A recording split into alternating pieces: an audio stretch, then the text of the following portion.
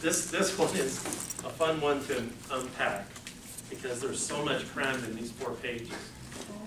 And if you look at it very carefully, the point is driven home with regard to the function of the lay people. Does she have a copy right there? No, she does. Okay. I have an extra one here. Okay. As long as there's a copy of it. What it does is what I think Father Bartolotori did here was list resources and then incorporate comments inside them. And so let's just start with, I'm going to try to unpack this as best I can. He quotes scripture, obviously, 1 Peter that talks about be ever ready to reply, but speak gently and respectfully, as there is reason for your hope. So this is kind of the guiding light for apostolic life, that which we're called out to do in talking to others and bringing the gospel, even in our charitable work, is to express, give them a reason for their life, for the life that you love. One of the things that makes very clear in this work is that 2 things that attract people to the Dominicans or any Christian life is the obvious love of God that they have and their apostolic life that they're called to do. And it's by that example people see who you are and that kind of thing. So that's kind of is the capstone of this discussion. But then he goes through Vatican II, which Vatican II I don't think shifted anything because the responsibilities of the lay people in 1930 were exactly the same. Or 1830 or going on back. It was to live that life. I just think we've recognized to some extent the power of the laity has been written about in how they can deal with life, how they can change things, how that we're just not passive participants in our own salvation and the salvation of others. So he talks about this, and I think the points could be made out of Vatican II is, 1, it's a mission. The focus is salvation, announcement of the word. We live this in the sacraments. The laity cooperates in that life and participates in it by participation in the sacraments. And we're a witness. By our holy life, we draw people to Christ. How many times have you been around a holy priest? I don't remember the last time I saw one. That's very judgmental. I'm just kidding. He was trying to save your opinion. Judge not, ye shall not be judged. I didn't I judge. quote. I'm seriously kidding. Trying to see if you were awake. Depends on what year. Good job, we're awake. Seminary. This holiness draws people. What I'm trying to do is to get you recognized. When you're around a person that is active in their life, they love God, it's very attractive. It's attractive in the spiritual realm, and it changes the way you think. If you hear that person talk or give their life, their testimony, that can actually draw you to Christ and even closer. And that's the point here. A witness always looks to the opportunity to witness and to preach the gospel.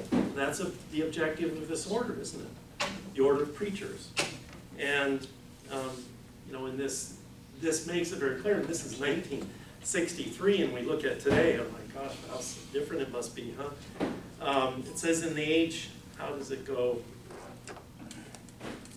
At a time when new questions are being put and when grave errors aiming at undermining religion, the moral order and human society itself are rampant. And if it was this bad then, what's it like today? None of us need to answer that question. It's pretty bad. So it's a greater duty today as adults in the Christian realm to understand the roles that we play around people that our families, our spouses, but in addition to people that we love in the outer part of the community. And that's real important.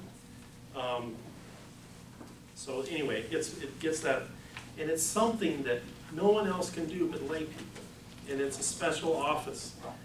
But there's something unique, and of course, the force of this document is with regard to the office we've been given as members of a public association called the Order of Preachers. That part which of it is called the Third Order. Now you go down through the Code of Canon Law, and this is the Code of Canon Law. This is my version of it. This is the commentary. This is the commentary on it. So this is a little bit what in law we call an annotation. Needs a lot of explaining, doesn't it? Needs a lot of explaining. So, Canon 759. So this is all laid out for you on that document. The lay witness by the word and example and cooperate with the bishop and priests in that. So that's a very important point. Secondly, 766, the lay person is permitted to preach in limited circumstances. What circumstances might that be?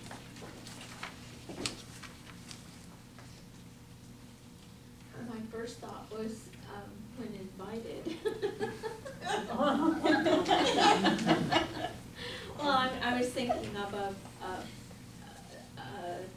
witness I saw on YouTube. It was a new Catholic since I think 2016, and he was a Protestant preacher for 26 years. And he has a powerful witness, and but he doesn't present in a forum unless he's invited. Well, that's important. That's important because you can't, unless the circumstances Right. invite you in. Yes. You can't just walk around pounding, unless you're one of the street evangelists, which I began. Sure. Actually, there's a new chapter in north of Sacramento that was started because all these guys in college and right out of college are doing street evangelization. So they said, how can we facilitate? They started a new Dominican chapter. So they're all under 30. Many years ago, I was blessed to be a member of the LA City College Newman Club after John Henry Cardinal Newman. Guess what's going to happen this October? He's going to be canonized. Yeah. How cool it is. And I was rereading parts of his Apologia Pro Vita Sua, not an apology for my life, but an explanation for his life. And anyway, I was blessed to experience a Father James O'Callahan, who was the spiritual director of the Newman Club in LA City College. And that man is a man, what a priest, what a priest. He gave himself totally to us. He lived in Beverly Hills, but he prepared all of the speaking and stuff like that. He prepared for us, and I got to speak to him once in a while, and he was rather depressed at one point by the fact that hardly anybody showed up to his presentations at the Newman Club. And I said, well, Father, why don't you write an open letter? And he did. And posted around, something like that. Anyway, and so that helped him. He wanted a parish of his own. And finally, he got it in Hacienda Heights, in the LA Southern area. I haven't seen him. I think he's dead now. But once in a while, I pray to him as I pray to all the priests and for all the priests I've known in LA, et cetera, et cetera. And I just, again, I was blessed to be a member of the Newman Club, and this man is going to be canonized a saint in just a few weeks. It's about time. How marvelous, John Henry Cardinal Newman. What a man. Yeah,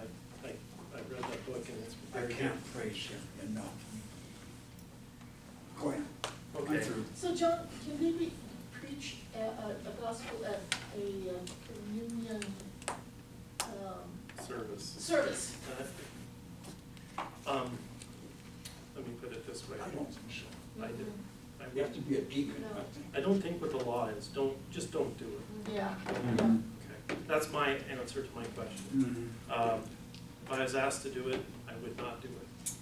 Why? Because I'm not in that role, and I'm not gonna step into that role by just being invited. That's my answer.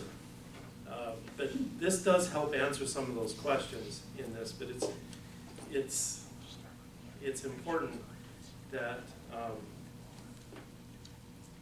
that we kind of dive into this, because I think it's very important. It kind of proceeds on one to the other. So I'm going to go through this. Canon 301,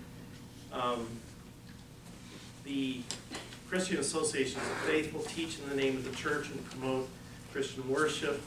We are a public association, this chapter is. Associations that lead apostolic life and strive for Christian perfection, show the spirit of religious institutes under the direction of a higher authority. In other words, we are a third order, or what they call what is presently called a lay fraternity. But canonically, it's a third order. What is the first order of the priests? What's the second order of the sisters and nuns? The third order are the lay people. So that's very old wording, and it's still in canon law, by the way. But it can go by some other name, and that's what we are. And understand that associations are subject to the competent church authority. That's the bishop of the state of Idaho, or the Diocese of Boise more accurately, but more focused authority is the prior provincial of the Worldwide Order of Preachers. And he resides in Oakland, California at St. Albert's. And he gets elected, I think it's every 9 years. No, it actually maybe every 4 years. It's the Worldwide Master of the Orders every 9 years. So we're under that authority as a chapter. And often we get visited, and we will have visitations later this year. What I mean by visitation is those people of ecclesial authority will come to see us. Catherine? So, this is what I was told by several priests now. Yes. If they have asked you to do that role and give a communion service, like in prison or something, I said that I have been told that I should not do that, and they said, who's in charge here? And if anyone has a problem with it, to go directly to them, and they will show you exactly where it is in whatever that is. That's all good. But you threw in a really critical And so fact. then you get stuck in the middle of. But you threw in a critical fact. Which one was that?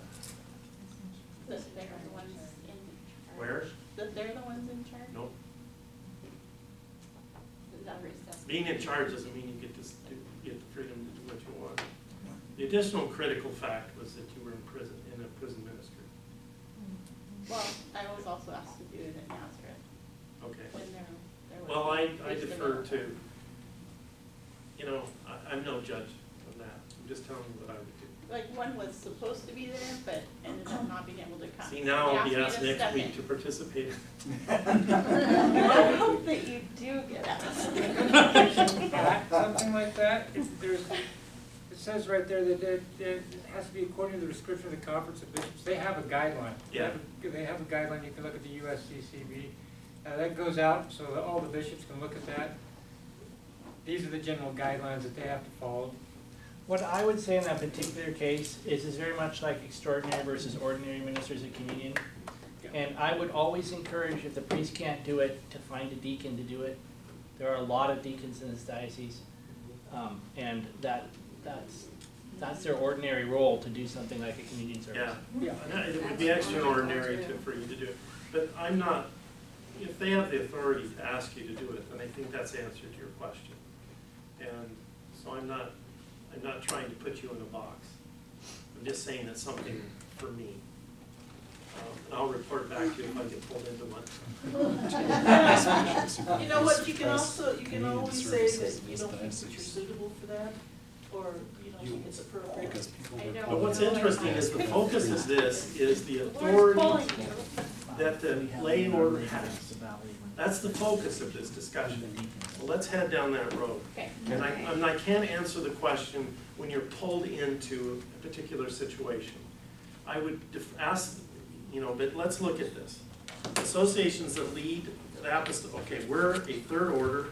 These associations are subject to the competent church authority, which I've done, identified. It's their job, and I've shown this on the board before, is the order here is the lay provincial council has a president. I'm a vice president, matter of fact. It's one of our jobs to make sure that the chapters throughout the Western United States are living an integrity of faith.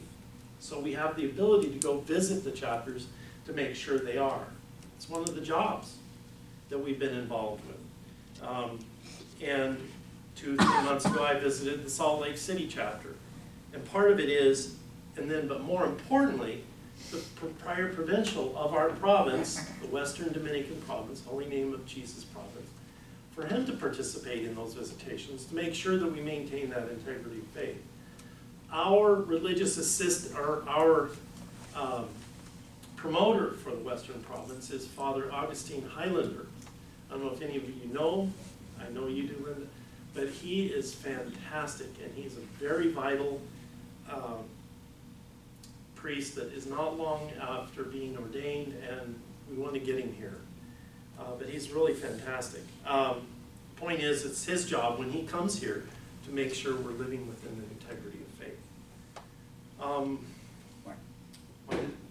Is our existence as the Idaho lay Dominicans, does it depend on the approval of the ordinary of this diocese? It does, it does. Now, that's a great question, because we went and got permission from the bishop to start the chapter here. He gave it. Once they give it, they can't pull it back. So they think very carefully before giving it that authority.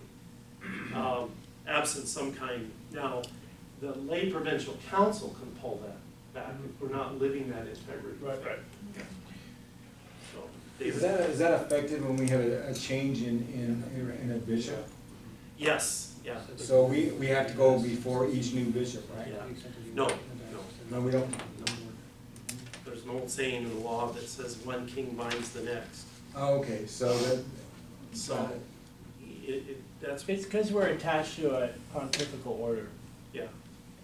If it was a diocesan order, then the new bishop could suppress it. The only way they can suppress it is through proper authority. And if you look at, and I'm not inviting you to look at it unless you really want to, the particular directory of the Western Dominican province explains under what circumstances a chapter can be suppressed. And that authority to suppress a chapter comes directly from this. When you're not living that integrity of faith, then they have cause to come in and take action.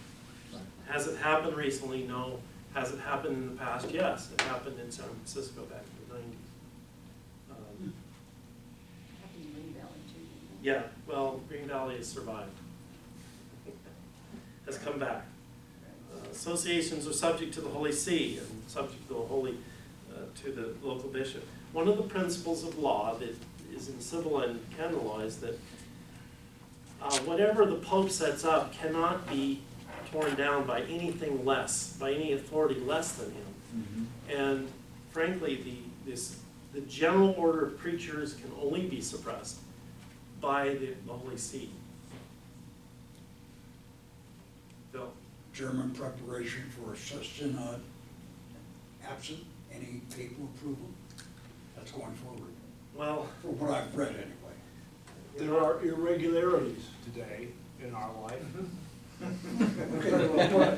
well, the synod starts next Have week. pills for that. But this week, Archbishop Marks is meeting with the Holy Father in Rome.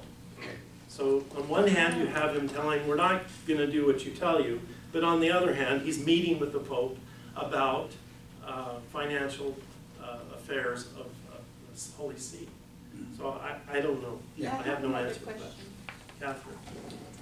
So, teaching RE to the first graders. I'm reading the Sunday Gospel out of the children's Bible to them in preparation for the upcoming Sunday. I'm not gonna get in trouble for that. No. Okay. I think it might be important to define what's the difference between teaching and preaching, right? Like, No, yeah, because sure. that's, What, Oh, it's, Okay. This is, What you're doing is the equivalent of catechism. Yeah. Any lay person can catechize, they don't even need to be. no, Catherine, I don't want any confusion over your ability to teach when you're called to that office. And one of the catechists are called to that office, clearly. And they're trained and given that office, catechists. So there's no confusion over that. You know, members of an institute of consecrated life, that's another word for our friars over us, see that the associations give assistance to the apostolate of the diocese. So if we have an apostolate, a ministry, as a chapter or individually, it's their job to help us with it. All this is a formal way of saying, coming alongside you and giving you advice on how to go out and do the ministry of Christ. A very formal way of saying it. And that is Canon 311. 312 says, permission of the local bishop is needed to erect a third order. In some, that's what it says.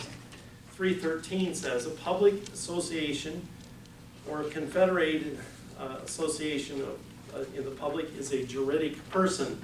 That basically means that as a chapter we exist as a separate legal entity.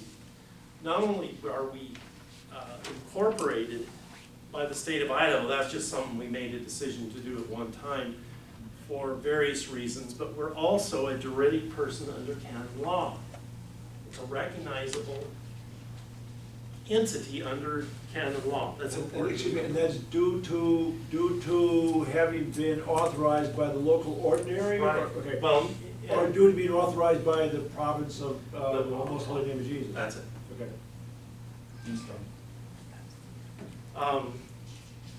He makes a comment here. The distinction between Christians acting in their private capacity, and that's where you're talking about somewhat, Catherine, is that in their private capacity, you can preach the word of God to friends, family, and others in your work and elsewhere. And that doesn't bring in no issues, but it's when you get into the public arena, in the public capacity of preaching, and this is where it gets real interesting. Makes it distinctly Dominican, okay? And Christians in a public canonical mission can speak for the church under Canon 313 means that the Holy See, when approved a rule, grants the laity, when they approve the Dominican rule for the laity, it grants the laity a share in the mission of the order of preachers. So we are called by canon law, not just by the life we live, to preach officially on behalf of the church. Now where we preach is a different matter, and that's kind of what you're talking about. So yes, you have the authority to preach as a Dominican and talk about the church, but what's incumbent upon you is what's in 1 Peter. Study and getting to know your faith, and that's what you're doing through catechism, reading things about how to talk to people, and that's what we all do. But it's an interesting point that Father Bart makes in this document, that this authority is particularly or peculiarly granted to the laity of the Dominican order. Where were you reading that? Isn't that what we're doing when we're on the radio? That's what we're doing when we're on the radio. 13 this area. I think part of this is part because the competent ecclesiastical authority can erect associations of the faithful for any spiritual purpose it proposes, right? So there's this, and then the 313. What was the first? Thereby receives a mission to pursue the end which it proposes for itself in the name of the church. So there's this notion of, there's this purpose, and the purpose of the order of preachers is Preaching. That's the focus of our order. I mean, it's charisma. And he says, What was the first? sorry, what was the first quote you read? The first quote is from Canon 301. Competent ecclesiastical authority has warned to write direct association with the Christian faithful. And then on the bottom part, it says, number 2 says that competent ecclesiastical authority can direct associations of the faithful for any spiritual purpose it wants. The core of the point Authority runs through the is focused on page 3, right in the middle, where he says in the commentary, Canon 313 means that the Holy See, by approving the Dominican laity rule, grants to the Dominican laity a share in the mission of this order of preachers, quoting from the preamble of the rule. Therefore, lay members of the order of preachers speak for God not only in their private capacity, but as canonically approved representatives of the church. Here's the important part. It is incumbent upon them, us, to know, propose, explain, and defend as attractively as possible the church's own authoritative positions and not merely private or dissenting views. There's that responsibility attached to authority I'm worried about. So it's like an officer in government, a military officer. They may disagree with the El Presidente, right? But they carry out his mission at the end of the day. And if that, and in this way, oftentimes we call this church militant. And here on earth, it's because we are marshaled to live according to Christ and to bring the message out to all people, right? So that's the important point. If you can pull out that point in that part. Lastly, there's so much to do, but the third order is erected as a public lay association. This is the bottom of page 3. Under the jurisdiction of the friars, when Pope Innocent VII on June 26, 1405, approved the rule issued in 1285 by Munio de Zamora, master of the Order of Preachers, quite some time later. Since then, all changes in the rule have had to be submitted to the Holy See for further approval. For what the Holy See has established, no lower authority can alter simply on its own. So we are approved by the Holy See, we're subject to that, and there's certain responsibilities that come with that. It gives me the impression that we answer to nobody but the Holy See in our province. Well, I mean, when I hear that, you know, it's well, like. I get that, but. No, the Holy See has to approve changes in the rule, but I mean, that means No, but somebody else can. No one can suppress us except those under the authority of the Holy See. Those people exist, and those people are the prior provincial of the region in which you live, the province, and the lay provincial council can take that step too to suppress a chapter. So, but they're acting as agents of the Holy See in that canonically, through the rule and through the particular directory. So, but we have the first government of your life is your conscience that has been formed in conformity with Catholic faith. That you can stand before any forum that might judge you, and you will be free to say, I have done this because this is the right thing that happened. So when we get on the radio, and for those who in the future may get on the radio, it's just that you make sure that you're looking at the way it should be, the way it is, not the way we think it should be. And you're speaking as a Dominican, and there's a certain responsibility to that. Understood. I do have a question. Yeah. Technically, the bishop is supposed to have guidelines when it comes to preaching, in particular when it comes to the radio. Yeah. Yeah, I was wondering if you found, I've never seen anything on the website, guys' website or anything. No, I haven't seen that. I've been particularly, I did some guidelines which I sent out to the people who are on the radio. And that's to be, fundamentally Dominican and make sure you know your stuff. I was just wondering, because I was doing all that research for the earlier talks, it mentioned that there should be, with communication systems on Yeah. radio and stuff. That's The really bishop should good. have guidelines for preaching over that. I haven't seen that. But I was not able to find any such thing on the diocesan website or anything, and it's got, general guidelines for, talking at community services. Well, the bishop has spoken on Salt and Light Radio. I've heard him, he gives little blurbs to promote Catholic radio. So I'm sure he's in communication with Salt and Light Radio about what he wants. Well, you know he is, because the prior bishop, it took almost 6 years before he really even acknowledged the Catholic radio. When this bishop came in, it was immediate. So there's been a real change in leadership, and he does bring some, I'm sure he's communicated responsibilities to Salt and Light Radio. And he has some of his people that work for him regularly speak on Salt and Light Radio, like Jay Winnicott. Yeah. You know, I want to say this to John's credit too. John has really made it part of our formation on the radio to actually put together a schedule of topics and to review those topics in great detail, inform our opinions and thoughts with regard to our Dominican walk before we walk into that studio and sit before our mic.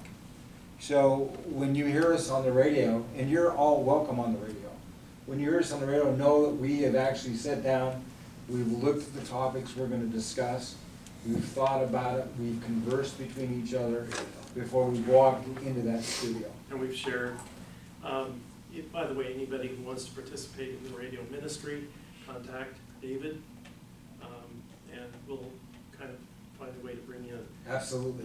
But it's important that you know, part of that is being prepared, blah, blah, blah, as you can well expect. So on the last page, these are real important, but he says the order of preachers, this is in the middle of the comment of the last page, the order of preachers, including its lay branch, is the only group specifically and specially singled out by the church under the guidance of the Holy Spirit for the ministry of the word. Very important point.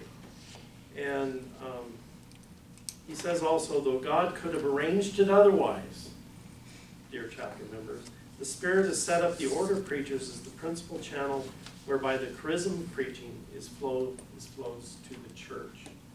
So to answer your question about what form or where you can preach, you can do it under proper ecclesiastical authority. And if that's the pastor, he's the guy. The priest. I don't think you can preach a homily at Mass, even. Well, that goes without saying. I mean, That's stated in I mean, the- it's but quite she's- clear in this she- document. Yeah, it's I quite think clear in for this ministry, document. they told us we could either tell our own personal story, which we had to get approved, and then, or we could give a reflection on the homily. Well, I think that the prison ministry suffers a great deal from people participating. And in those circumstances, they want people to participate. And because the need is so great, that there's what we call under canon laws, where the concept comes from, is the law of necessity. And it can create an exception. It's like, you know, if you think about it a second, if you see your neighbor, there's a swimming pool, and you see your neighbor's kid about ready to fall in, and there's this big no trespassing sign across his back fence, that to go save the life of the child is, it gives excuse to the law of trespass. And well, that's life, you know, so it's the same here. I'm not doing it anymore, so Okay, we're good right now. I just wanted to But be they just clear. asked me to again, so it's Leslie. like, Thank If you, you go back Catherine. to Canon 767, kind of in the middle where it says 2 and 3 refer to the obligation to have a homily at every Mass on Sundays and holy days of obligation, and the desirability of having homilies at other Masses. Okay, so something like, in prison ministry, something like that, where You're there right. isn't a regular priest, Right. and it says, the canon says it's desirable. And then then at that point, it's the duty of the pastor or the rector to see that these prescriptions are conscientiously observed. So long as there's a priest overseeing it. I think you're good. I don't think so, because earlier in that same paragraph, it says the liturgy itself, and it is reserved to a priest or a deacon. Well, that's within like the Mass, you can't do a homily ever. You guys are all a bunch of canon lawyers. We laugh about that, but that's exactly what goes on in these people who associate themselves as county lawyers, they're always arguing over the details. Mhm. It's good argument, but it's fun, but it is argument. Yeah, I mean, there was one part where, I mean, because I was the women's president in juvenile corrections, teaching women and children, not men, that was a whole other issue too. Gotcha. I mean, there's lots of things that they, yeah, I they think- all talk about and then they just say. I think one thing you could do is you request Father Vogel or whatever priest to give him a copy of his homily for that Sunday, and if you were there on a Sunday, you could read his homily just like a priest does when the bishop wants something read. The bishops, They would do that if I asked, they would, Oh, most of okay, them we would just have- hand it to me. We have one last thing I'd like to observe, and Leslie, did you have a point? Yeah, I was wondering if it, I mean, I know that you're not supposed to do a homily for the mass, but what about if it's a communion service? Because I've seen communion services where somebody else. Yeah, well, that's exactly what Catherine asked, and I don't, Because it doesn't say here. I don't have an answer to that question. You'd have to look at the guidelines and the. I think the same principles apply. It should be avoided where it can be. Yeah. Yes. Okay, one last question is, what's the difference between preaching and teaching? Spell it. But isn't preaching more like for the public and teaching is for a selected, body of people is one issue? Yeah? It's in here somewhere, I wish I could find it, but, he puts it as, teaching is much more about removing, getting rid of obstacles and allowing so that the light of truth can be seen on the one hand, whereas preaching is much more about proclaiming that truth. Exactly, once the truth has been discovered. Preaching is also geared towards those who are not yet in the faith and baptized, whereas teaching is that post-baptismal growth in the faith. So when you look at the re-evangelization of former Christian people, of which the church is full every Sunday, preaching is very important because we want to wake them back up to the faith. Good point. It has a function of towards salvation, doesn't it? Isn't it more a difference between catechizing and preaching? Well, I think, Linda, what did you say? Vera? It's a selected amount of people that you're gonna be teaching, which is different, like, preaching is usually to the public or to more of a broad amount of audience. Okay, focused. I think preaching proper always has authority. Yeah. Teachers don't have authority except in sort of a, They have spiritual authority, the preachers. well, I mean teachers, right? Teachers as a teacher, they don't have authority as such. It's only insofar as they, Well, they're charged by the state. They're imputed Right, but it's a authority. different source of authority. Yeah, different. yeah, so but the preaching properly receives its authority from the bishop. Yeah. And so only those members who have been authorized by the bishop to preach can preach. And that includes the Holy Father, right, for the whole church, right? So, That makes a difference. so there's an element of authority in preaching that doesn't Authority is exist key, I in agree. teaching in the same way, at least. Whatever authority there is in teaching, At, it's a different kind of authority. at the time that the Dominicans were founded, the average parish priest did not have the charism of preaching. Right. That is true. Authority to preach. The Dominicans were the first order where all the friars were given that authority to preach. But think of who was their target. They were not the faithful Catholics, they were the Albigensians. That's why the order was created. That's what preaching has always been, is to expand the kingdom and to bring new souls and save souls. I think that's the key point, and I think Linda touched on it. Marilyn's her hand up. Marilyn?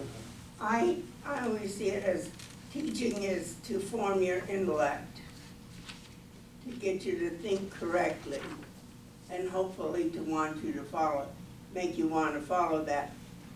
Preaching to me is directed at the will. They want the people to go out and do something, and that, I really think that does need a priest or a deacon, Well, because you don't want them going off and doing some fuzzy little brain thing that you might have. I think that's really important. I think we've got to move on, and I could go on for another hour. But the reality is that these two characteristics, I think Marilyn hit on it, and all of you did, but the reality is, one is to teach you about how to deal with the weakness of the mind, will, in this life. That's what teaching is to fill the cup. Now, preaching is to do the same thing, but to bolster our will and give us the grace for the next life. In a way, it helps us both, in both of them help us in this life to live better. But definitely, one has tracked in all secular world and all over the world, the other is tracked towards God. Page 148. I found the thing I was, 148. Thank you. So the canon law encapsulates both preaching and teaching under one title, and it's the ministry of the design work, and breaks it into what That's good. church offices, the priestly orders do, and what teachers do. And, yeah, so catechism can be history, it can be a lot of different things in forming our knowledge, but that there's one of the things that we've heard about Jesuits is that they tend to